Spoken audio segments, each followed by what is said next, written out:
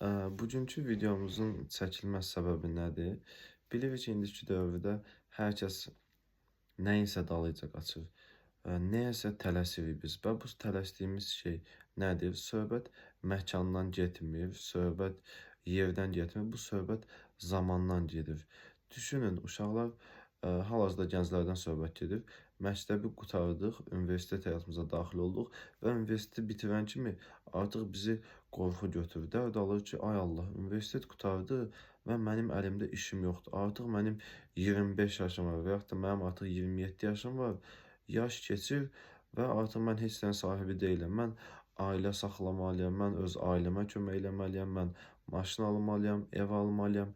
Dərd, stres bu qədər problem içində artıq mənəviyyatımızdan itirməyə başlayırıq və bizim xoşbəxtliyimiz getdikcə azalmağa başlayır.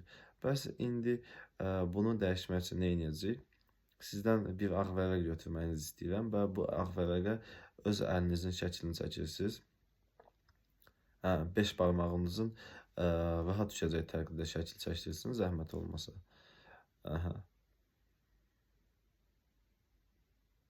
Şəkil çəkdiniz yəqin ki, şəkil çəkdikdən sonra məsələmiz nə olacaq?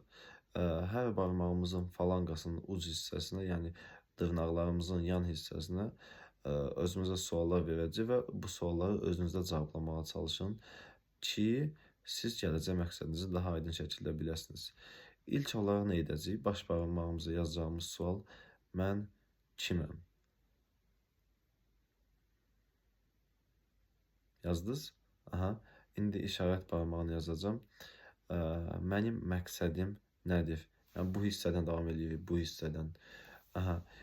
İşarət barmağımıza yazacağımız sual nə oldu? Mənim məqsədim nədir?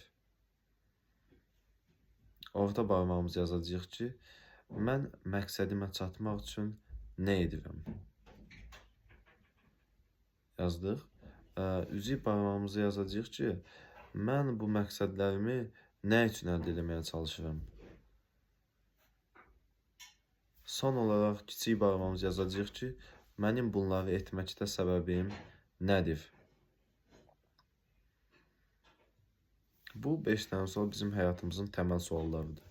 Biz oturub özümüzdə fikirləşməliyik. Mən kiməm? Hal-hazırda mən nəyəm? Mən nə üçün yaranmışam və mənim bu həyatda olmaq səbəbim nədir? Allah-u Teala bizi yer üzünə niyə göndərib? Yəni, bütün həyatımız boyu pul axtarışında, maddiyyat axtarışında mı olmalıyıq görəsən? Budur mu bizim həyatda yaradılış fəlsəfəmiz?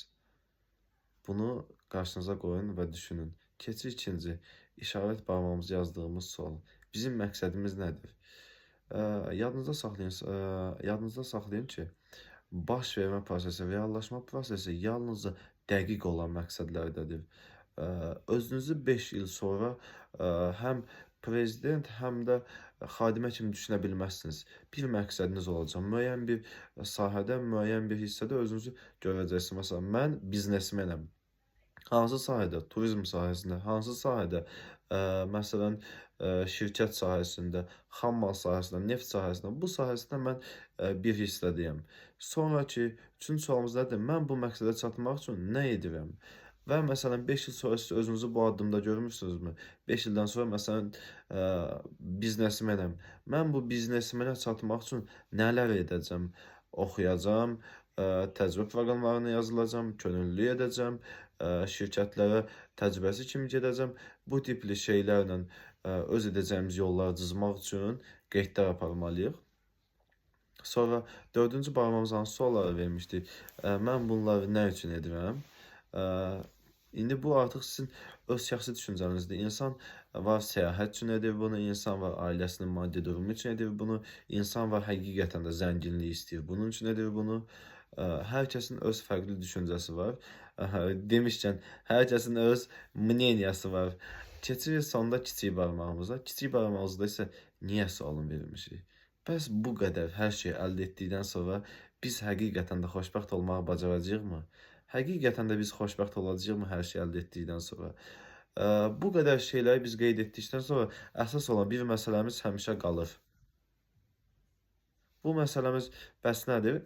İnsanın ən zamanla ən vacib olan məsələlərdən biri isə dəyərdir. Hər şeyi unutsaq da biz həyatımız boyu dəyərimizi unutmalı deyilik.